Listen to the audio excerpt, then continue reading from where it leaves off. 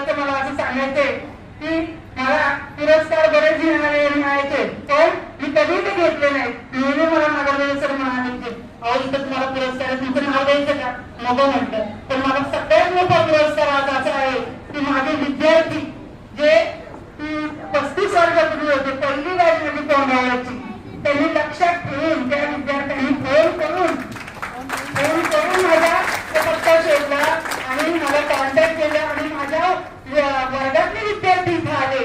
हा सगळ्यात मोठा माझा पुरस्कार आहे आणि ही सगळ्यात मोठी पावती माझी. मला बाकीच्या पुरस्काराची काहीच गरज नाही. प्रामाणिकपणे मी त्या मुलांचं केलं म्हणून मला माझ्या मुलांचं खूप छान आहे.